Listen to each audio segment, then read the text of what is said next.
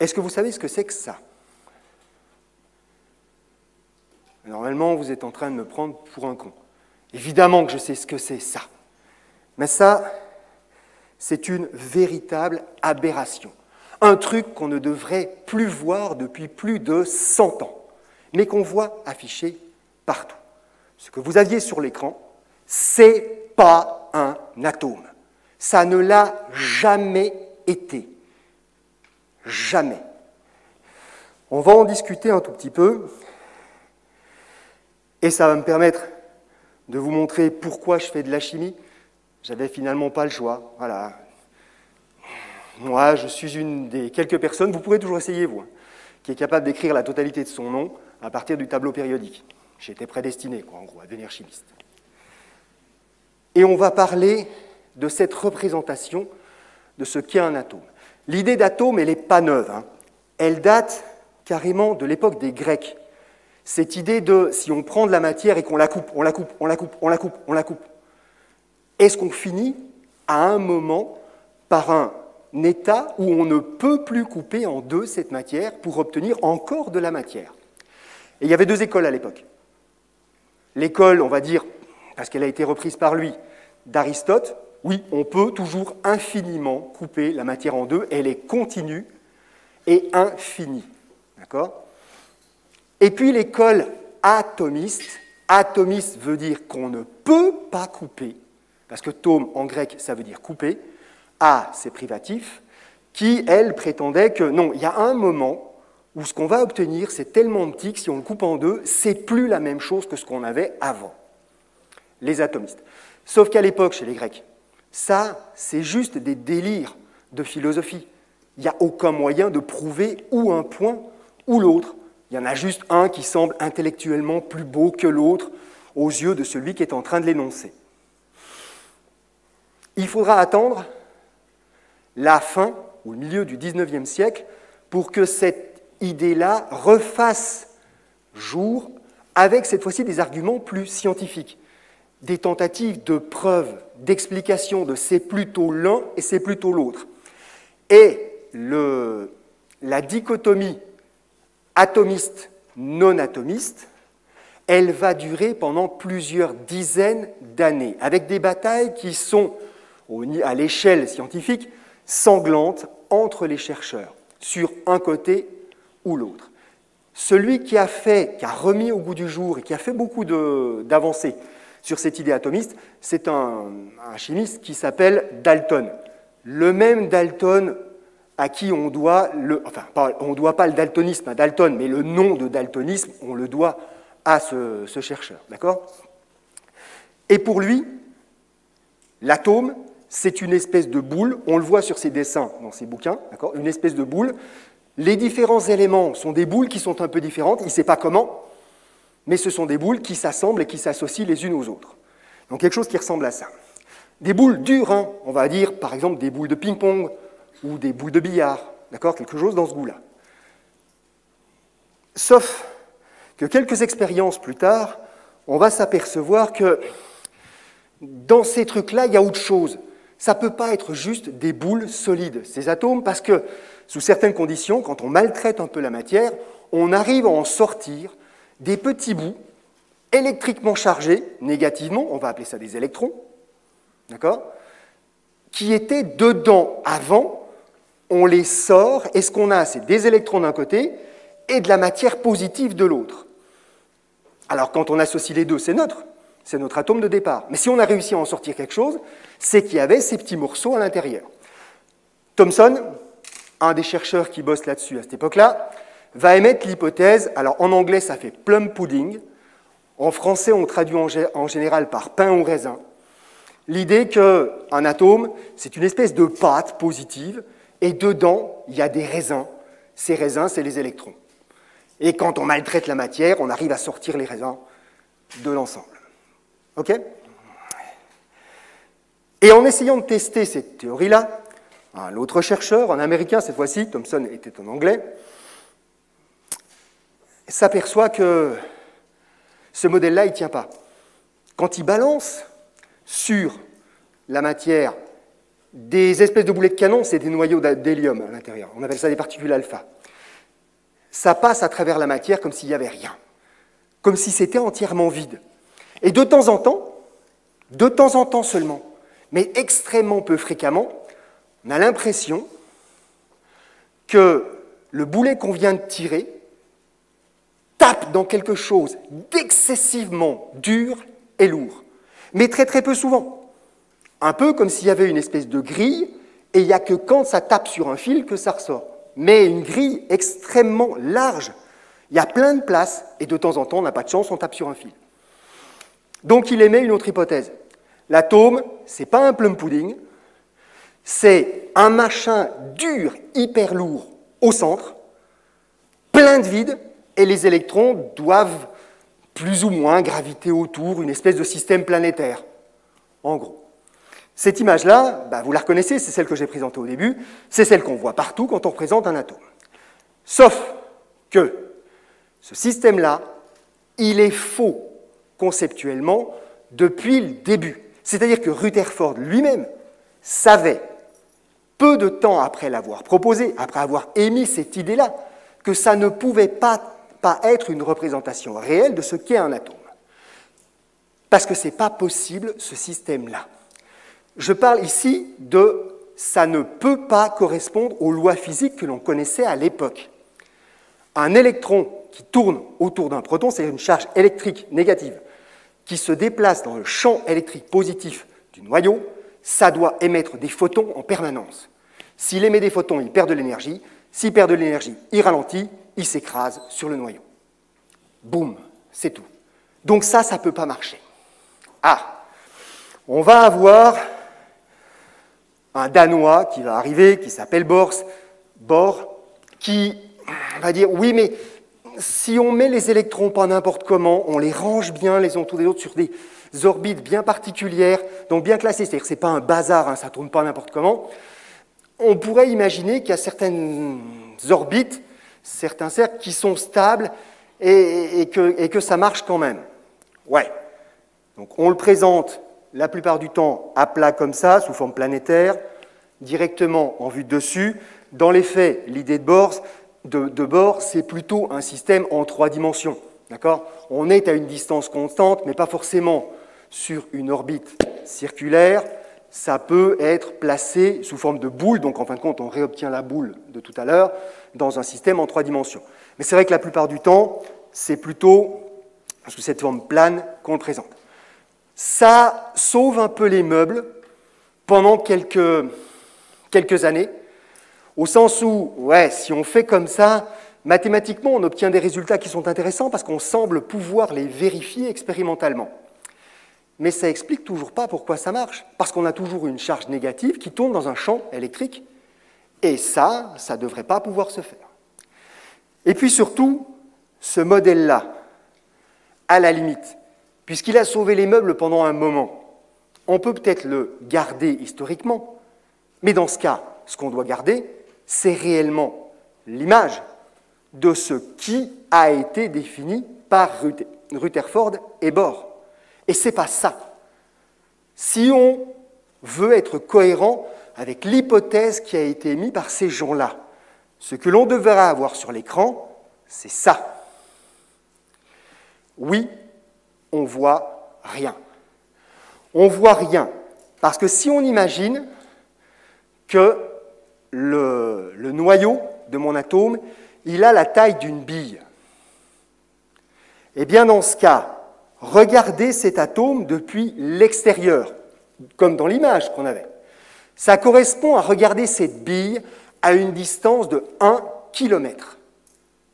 Est-ce que vous pensez que vous êtes capable de voir une bille à une distance de 1 km? Non. Donc le modèle, non seulement conceptuellement, il est faux, et on le sait depuis le départ, mais en plus, la représentation qu'on nous impose, elle est complètement distordue, mais jamais présentée, jamais expliquée. Attention, il n'y a rien à l'échelle là-dedans. Ça ne peut pas être représenté de cette manière-là. D'accord ? Vous imaginez maintenant, et c'est ce que vous avez sous les yeux, un truc minuscule, hyper lourd, tellement petit qu'on ne le voit pas, avec, théoriquement dans le modèle tel qu'il est exprimé, des électrons encore plus petits et qui sont supposés se déplacer à des vitesses qui sont juste gigantesques. Ben, évidemment, on ne voit rien. Ce qui explique pourquoi, d'ailleurs, on ne le représente pas sous cette forme-là.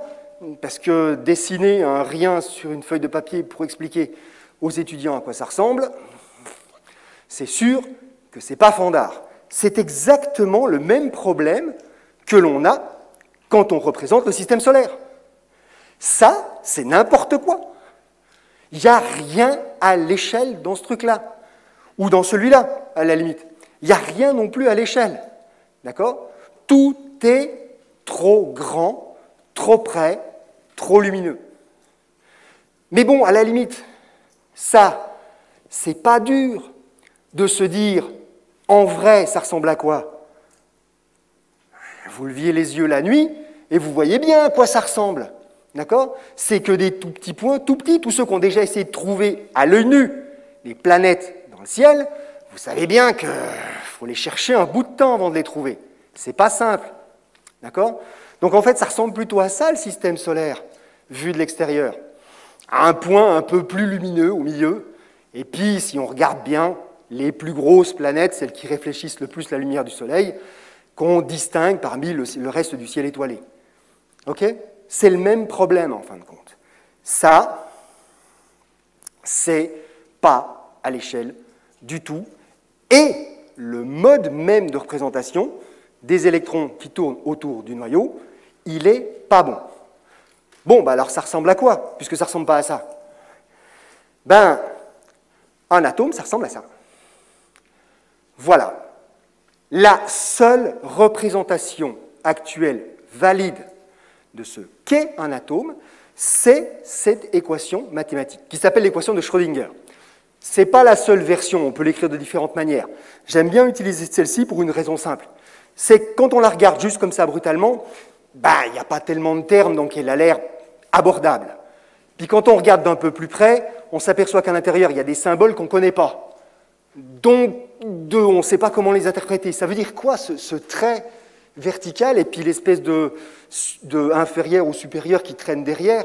Ça semble curieux quand même. Ça ne ressemble pas à une équation normale. Et dans les faits, oui, cette équation-là, elle n'est pas normale. Elle demande des explications. D'accord? D'abord, c'est une différentielle. C'est toujours compliqué, une différentielle. Ben oui, vous voyez une dérivée. D'accord? Il y a un petit d qui traîne là-bas de l'autre côté. Et puis ensuite, il y a ces symboles bizarres là, avec le psi à l'intérieur, qui est une fonction. C'est une fonction, d'accord, carrément, qui se trouve à l'intérieur. C'est donc la dérivée, enfin c'est donc une différentielle d'une fonction. Et ce qui nous intéresse, c'est justement cette fonction. Donc cette équation-là sert à trouver une fonction. Et il se trouve que c'est tellement compliqué qu'on ne sait faire ça que dans les systèmes excessivement simples. On a un électron tout seul dans l'univers, on sait faire. On a un électron qui tourne autour d'un proton, atome d'hydrogène, et encore un, s'il n'y a pas de vibration, on sait faire. Tout le reste, mathématiquement, on ne sait pas faire. On est obligé de faire des approximations. Tellement ce système est effectivement compliqué. Mais on s'en fout, on n'est pas là pour ça. On va raisonner différemment. Je vais vous montrer autre chose. Je vais vous montrer ce que c'est par un système d'analogie. Alors, toutes les analogies ont le même défaut. Elles sont forcément très limitées. D'accord? Et on ne peut pas les mener trop loin. Mais imaginez une maison. C'est notre atome. C'est une maison. Et dedans, on a une ou plusieurs personnes. Ces personnes, on ne peut pas vraiment savoir où elles sont tout le temps, mais ce qu'on a réussi à faire, c'est leur coller une espèce de bombe de peinture derrière le dos, et quand ils se déplacent, ils laissent un peu de peinture derrière eux. Forcément, plus ils restent longtemps à un endroit, plus il va y avoir de peinture qui va s'accumuler à l'endroit où ils restent. Plus ils passent souvent à un endroit, plus il va y avoir de peinture à cet endroit-là. Et vous voyez que ce qu'on va voir apparaître, en fin de compte, ce n'est pas le plan de la maison, ce n'est pas le dessin de l'atome, ce n'est pas non plus l'image du personnage qui se déplace à l'intérieur, ce n'est pas l'électron. Ce qu'on voit apparaître ici, c'est le comportement de la personne dans la maison. Ça donne des informations sur la maison, ça donne des informations sur la personne, mais ce n'est ni la maison, ni la personne. Eh bien, l'équation que vous avez au-dessus, c'est exactement ça qu'elle décrit pour un atome. Pas l'atome, pas l'électron, le comportement de l'électron dans un atome ou dans n'importe quel autre environnement. Et là, on s'intéresse à un atome. Voilà ce à quoi sert cette équation. Alors, quand c'est représenté comme ça, le problème, c'est que ça fait un peu bazar. On ne voit pas grand-chose. En fait, il est surtout où, mon bonhomme, là-dedans? Tant que c'est représenté comme ça, on ne le voit pas bien. Mais ce que je vais faire là, et tous ceux qui ont déjà fait un petit peu de manipulation d'image, vous connaissez ce truc-là, vous avez déjà fait ça sur votre téléphone éventuellement, je vais augmenter le contraste de mon image. Vous avez sûrement déjà fait ça quand vous avez pris des photos, parce qu'elle est trop claire, parce qu'elle est trop sombre. Je vais faire la même chose. Et donc, je vais contraster mon image, de manière à ne garder que les endroits qui étaient déjà le plus colorés. Eh bien, les points qui apparaissent là me disent que j'ai, on va dire ici, c'est à peu près ce que j'ai fait, 95% de chances de trouver la personne dans ces endroits spécifiques qui sont plus colorés ici. En gros, avachi sur le canapé, dans son lit, probablement là d'ailleurs que c'est le plus coloré, à table, dans la salle de bain ou sur les toilettes. OK? Et c'est cohérent. Voilà ce qu'on va avoir. Si je le cherche, j'ai 95% de chances de le trouver à ces endroits-là. Mais on pourrait avoir une autre personne également. Cette autre personne, on lui fait la même chose. Cette autre personne, on peut aussi faire du contraste et s'apercevoir que ce n'est pas exactement aux mêmes endroits qu'elle réagit, mais il y a des endroits qui sont communs. Ah oui, après tout, être tous les deux sur le canapé simultanément ou à des moments différents, ça n'a rien d'impossible. D'accord? Et là, on a donc l'image du comportement de ces deux personnes qui est distinct dans un cadre particulier qui est celui de la maison. On sait où les trouver avec la plus grande probabilité et on sait aussi qu'il y a des endroits où on a 0 chance de les trouver. Dans les murs, dans le cadre de ma maison. Parce que c'est impossible qu'ils se trouvent dans les murs. Mais dans les atomes aussi, il y a des endroits où on ne peut pas trouver nos électrons. C'est interdit, ils n'ont pas le droit d'y aller. D'accord? Et on appelle ça des murs de potentiel, au lieu d'appeler ça des murs tout simplement physiques.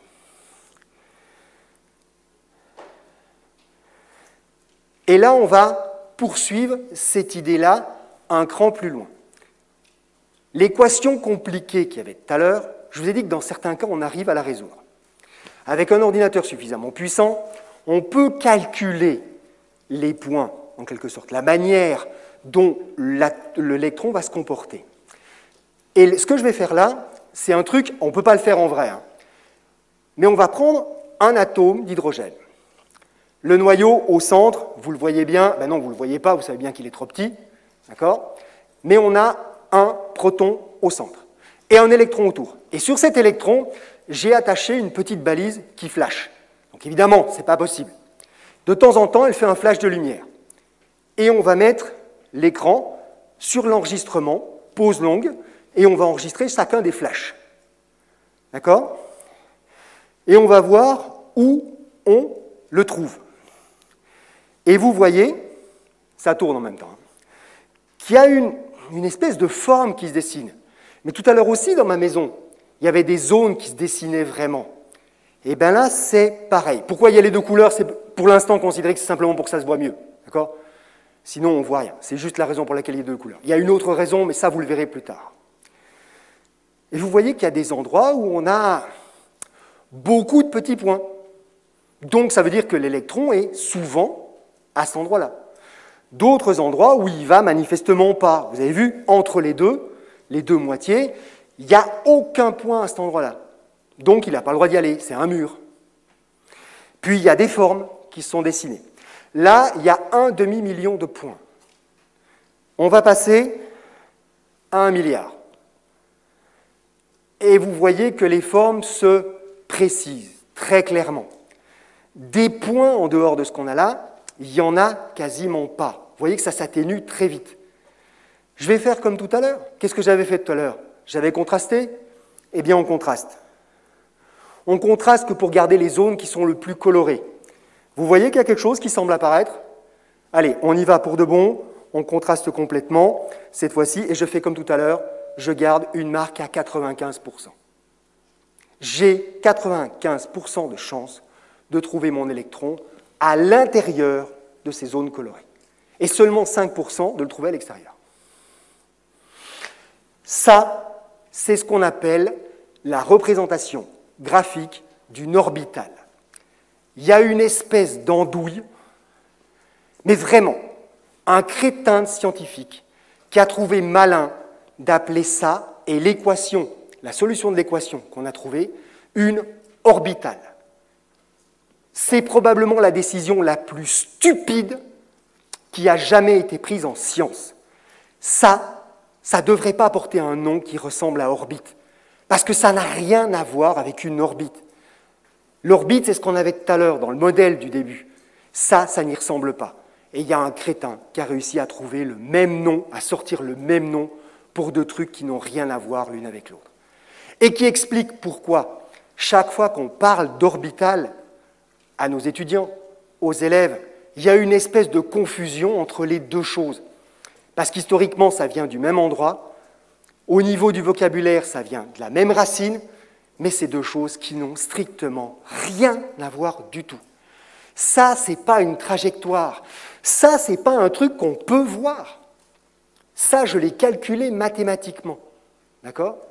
Et puis, j'ai dit que j'avais attaché une petite lumière pour l'obtenir au départ. Mais je ne peux pas le faire en vrai. Mon électron, quand il bouge autour, ou il se déplace autour de mon proton central, il n'émet pas des petites lumières, donc je ne peux pas le voir. Ça, c'est juste une représentation graphique de la fonction mathématique qui me permet de connaître le comportement, c'est long hein, ma phrase, le comportement de mon électron dans mon atome. Mais ça, je ne peux pas le voir. Donc ça, ce n'est pas une représentation graphique de l'atome, c'est une représentation graphique du comportement de l'électron dans l'atome. Donc ça, on ne peut pas le voir. Donc ça, ce n'est pas non plus une image de l'atome. Pas du tout. Et on va vous présenter ces représentations. On va vous dire, là, en l'occurrence, pour ceux qui l'ont peut-être déjà vu ou ceux qui vous allez le voir plus tard, c'est une orbitale qui est dite 4F. D'accord? 4FZ, pour être tout à fait exact. Elle a une forme de double sucette, quelque part. Mais vous verrez, il y en a d'autres. On va vous dire que le premier électron, il a tendance à aller dans une orbitale qui s'appelle 1S, une espèce de boule. En gros, il reste dans une espèce de boule autour du noyau. Et puis, si on rajoute un peu plus d'électrons, d'accord, ou si on excite ce premier électron, il peut aller dans une orbitale qui, elle, s'appelle 2S. C'est aussi une boule, mais elle est un peu plus grosse. Sa structure interne est un peu différente aussi. Et puis, si on rajoute encore des électrons, ou qu'on excite un peu plus, cette fois-ci, l'orbitale qu'on obtient, c'est-à-dire l'espace dans lequel on va avoir plus de chances de trouver cet électron, prend une forme un peu bizarre. Une espèce de double quille, comme ça. Ou dans une de ses sœurs, parce que celles-ci, elles sont 3. Et ça, c'est-à-dire la représentation graphique de ces 3 premiers niveaux d'orbital, c'est quelque chose, encore une fois, que l'on ne peut pas voir. Ce n'est qu'un outil graphique pour interpréter, comprendre et prévoir le comportement des électrons dans un atome. Mais ça, on ne le verra jamais. Si on avait un microscope suffisamment petit, on ne le verrait jamais. Et là, je dois être honnête avec vous. Enfin, c'est pas que je ne l'étais pas avant, hein. Mais quand je vous ai dit qu'on ne peut pas le voir, ce n'est pas complètement faux. On ne peut pas voir, mais on peut sentir un atome. Il existe un appareil qu'on appelle un microscope à force atomique ou à effet tunnel, qui consiste à approcher une pointe extrêmement fine, hein, qui fait quelques atomes à peine d'une surface. Et un peu à la manière dont vous pouvez imaginer, dont un malvoyant peut lire avec ses doigts quelque chose qui est écrit en braille, cette pointe-là va détecter la présence de bosses, de creux sur la surface. Et quand on fait ça, c'est l'image que vous avez sur le côté, avec une surface ici de silice. de silicium, excusez-moi. Ce que l'on voit, ben vous voyez, c'est clairement des petites boules les unes à côté des autres. Ces atomes, ceux qu'on peut sentir en fin de compte, avec ce qui se rapproche le plus de aller voir en fin de compte comment ça se représente, c'est des petites boules. Ce n'est pas le machin qui tourne autour de tout à l'heure, l'atome de Rutherford de Bohr. Ce n'est pas les espèces d'excroissances bizarres là, en ballon de baudruche que je vous ai montré juste avant. Non, ce que pour l'instant on est capable au plus près de voir ou de sentir de ce qu'est un atome, c'est une petite boule. En gros, le système le plus simple qu'on avait au départ. Et dans les faits, cette représentation et cette idée-là, on l'utilise vraiment. Vous l'avez déjà vu et vous allez continuer à la voir dans les cours qui vont venir. Parce que quand on représente, ici, c'est un cristal, on va en reparler tout à l'heure, un cristal de chlorure de sodium, avec des ions chlorure et des ions sodium qui sont imbriqués les uns dans les autres. Pour le représenter graphiquement, on met des petites boules les unes à côté des autres, et les traits qui sont entre, ce n'est pas parce qu'ils sont attachés par là. Non, non, c'est juste pour qu'on ait l'image de ce que ça représente, d'accord ? Qu'on voit que c'est bien un cube avec une structure à l'intérieur. Mais on pourrait les enlever, ça ne changerait rien. C'est bien l'idée de c'est une espèce, ce sont des boules qui sont collées les unes autour des autres. Quand on représente, et je suis sûr que vous avez déjà vu ça, une molécule en 3D pour faire joli, comment on la représente? Mais encore une fois, des petites boules les unes à côté des autres. À cette fois-ci, on y a rajouté des traits. Et bien ces traits, justement, qui sont les liaisons, c'est, encore une fois, comme dans le dessin que je vous ai présenté après, l'interprétation mais simplifiée, de la localisation des électrons, le comportement des électrons qui forment la liaison entre ces différents atomes. Les atomes, c'est des boules, les électrons qui forment les liaisons, c'est ces traits qu'on a un peu stylisés là-dedans. Stylisés tellement, hein, d'ailleurs, que, ça c'est une représentation un peu plus compliquée, mais c'est pas grave, que la plupart du temps d'ailleurs, quand on dessine une molécule, les boules, on ne les représente pas, c'est compliqué, c'est chiant à faire, donc on ne les met pas, on ne met que les traits. C'est-à-dire, en fin de compte, que la représentation de la localisation des électrons qui permettent de faire ces liaisons. Vous voyez même que dans la représentation qui est ici, le carbone, on n'a même pas pris la peine de l'écrire, d'accord ? Chaque fois que vous avez plusieurs traits qui se croisent, c'est qu'il y a un atome de carbone qui est ici. Et comme c'est chiant de l'écrire tout le temps, on ne l'écrit même pas. On n'écrit le symbole que des autres éléments dans ces molécules-là. Mais ça, donc, en fin de compte, ça revient à interpréter le comportement des électrons, cette fois-ci dans la molécule, non plus dans l'atome. Mais c'est ça, d'accord ?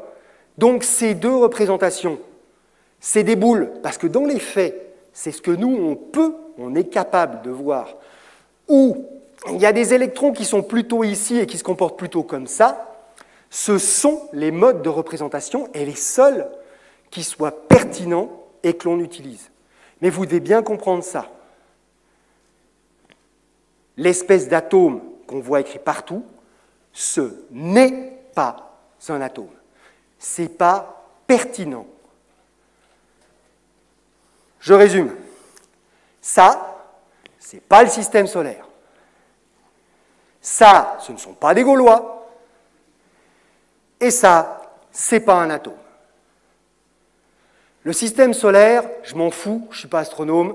Si j'ai envie d'expliquer à mes gosses que le dessin il est complètement foireux, je leur dis de lever un coup les yeux au ciel, et puis point, ça y est, le problème il est réglé.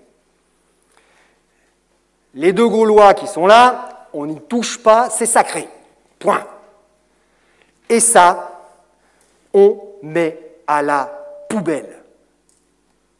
Chaque fois que vous le voyez, vous savez que c'est juste une représentation foireuse pour les gens qui n'y comprennent rien. Et vous n'en faites plus partie. Et une dernière petite chose. Ça, c'est une phrase qui a été dite par un des plus grands physiciens ayant interprété la physique quantique. C'est-à-dire l'équation dont je viens de parler, d'accord ? Donc là, je n'en ai pas parlé de l'équation. Et une des personnes qui l'a le mieux interprété, en tout cas en son temps, Feynman a dit ça. En gros, si vous avez l'impression de comprendre, c'est probablement que vous n'avez rien compris. OK? C'est-à-dire que même pour lui, qui l'a étudié pendant toute sa vie, il y a encore des comportements au niveau quantique qui lui semblaient tellement aberrants, tellement compliqués, que l'on ne peut pas totalement l'appréhender. C'est tellement différent de ce que l'on vit tous les jours que notre cerveau n'est pas apte à totalement l'interpréter.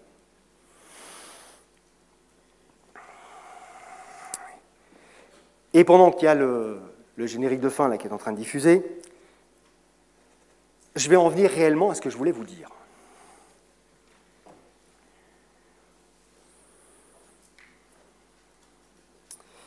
Ce que je voulais vous dire, c'est que ce que je viens de vous faire là, pendant, je ne sais pas, une vingtaine de minutes, j'imagine, 35, je me suis fait avoir, c'est pas un cours. C'est pas un cours.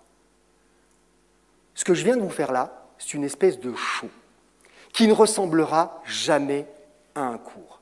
Un cours, ça ne peut pas être l'espèce de machin que je viens de vous faire. Oh, j'ai pas eu l'impression que vous étiez tellement ennuyé, d'accord, pendant cette demi-heure. Mais vous avez appris quoi?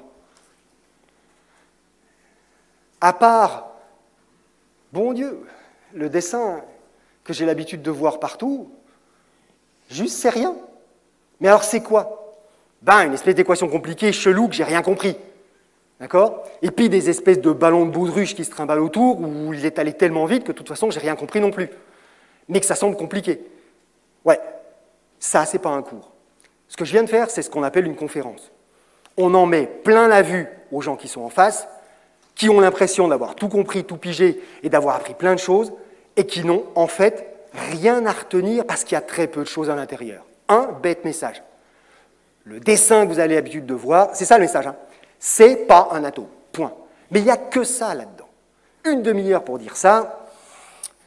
Dans un cours, vous imaginez bien que ça ne peut pas passer, ça ne le fera pas. D'accord? Ce que je viens de faire là, ça ressemble beaucoup plus à ce qu'on peut voir sur les très bonnes vidéos d'Internet. Je ne dis pas que ça c'est très bon, hein. Je dis que les vidéos moyennes d'Internet, on s'en fout, ce n'est pas le problème. Où on va avoir un vulgarisateur scientifique qui prend un sujet, qui va se concentrer pendant une dizaine de minutes, en général 5, 15 minutes, sur un sujet, donner des infos à l'intérieur, on regarde la vidéo, c'était super intéressant, la vidéo se termine, 10 minutes après, on en a retenu au mieux justement le message central. Mais pas grand-chose, la démonstration ou les machins qui sont avec, de toute façon, tout est parti à la balle. Et c'est exactement ce qui se passe avec ce genre de truc-là. D'accord? C'est pas un cours, il n'y a pas assez de contenu à l'intérieur. Je ne dis pas qu'un cours, ça doit forcément être chiant, hein, d'accord? Avec plein de trucs compliqués à comprendre. Je dis juste que dans ce type de présentation-là, qu'on trouve sur Internet, et qu'on compare souvent, parce qu'on l'entend, moi je l'entends en permanence, les cours, pourquoi ils sont chiants alors que quand on regarde un cours sur Internet, non, les cours sur Internet, ils sont chiants aussi, d'accord? Ils sont chiants. Pour la même raison, c'est qu'il y a beaucoup de contenu et que ça demande beaucoup plus. En gros, l'idée, c'est que ce n'est pas un spectacle, un cours. Ce n'est pas ce genre de choses-là. Et puis, même si on prend du temps, parce que vous voyez que finalement, on peut mettre plein de trucs, on peut mettre des animations, on peut mettre des trucs sympas dans un cours. Mais là, la demi-heure que je viens de faire, pour la réaliser, il m'a fallu une 50aine d'heures. Je ne l'ai pas fait pour vous là, ce jour-ci, hein, d'accord? Je l'avais fait pour effectivement une conférence. 50 heures. 50 heures pour moins d'une demi-heure. C'est grosso modo à peu près ce qu'il faut pour faire une bonne vidéo sur Internet aussi. D'accord? Vous regardez des vidéos explicatives, des gens qui expliquent comment ils font leur métier sur Internet. Prenez l'exemple par exemple de Viviane dans Syllabus, qui explique le temps qu'il lui faut pour faire une vidéo. Vous comptez qu'une pastille de 10 minutes, un quart d'heure, c'est plusieurs dizaines d'heures de boulot. D'écriture, d'animation, de tournage, de montage. D'accord? Et quand on fait une pastille de 10 minutes tous les 15 jours, à la limite, ce temps-là, on l'a. Nous, en enseignement, on a un certain nombre d'heures à faire. Et on est payé un certain nombre d'heures. D'accord? Et le ratio qu'on nous accorde, à nous, c'est 1 pour 4. J'ai 3 heures pour préparer 1 heure de cours. Pas 50 heures pour une demi-heure. Donc, je n'ai pas le temps, et mes collègues non plus. On n'a pas le temps de faire des trucs aussi peaufinés, aussi léchés que ça. Et on a beaucoup plus de contenu à faire passer. Quand vous combinez les deux, finalement, peu de temps pour préparer et peu de temps pour présenter, donc il faut présenter plein de trucs, et bien forcément, on a des choses qui sont, un, moins léchées, et deux, plus fournies, plus difficiles à intégrer, et qui passent un peu moins. C'est pas du spectacle. Est-ce que c'est à peu près clair pour tout le monde, ce que je suis en train de dire? Donc on peut faire ça, oui. Mais dans ce cas, il faut qu'on soit 3 ou 4 fois plus en termes d'enseignants et qu'on ait 4 ou 5 fois moins d'enseignements à faire.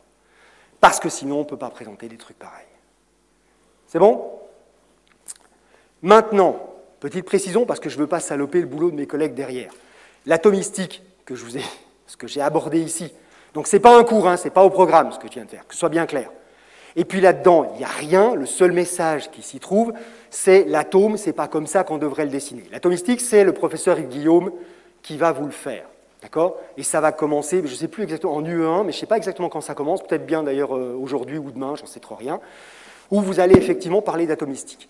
Vraiment parler d'atomistique avec lui. Et c'est avec lui que ça compte. D'accord? Vous verrez ce que sont ces modèles atomiques, vous verrez ce que sont ces modèles de liaison, vous verrez par quoi on est passé au niveau historique avec lui en plusieurs heures et de manière différente. Mais pas comme ça. Nous, ce qu'on fait ensemble, et on va y aller là maintenant,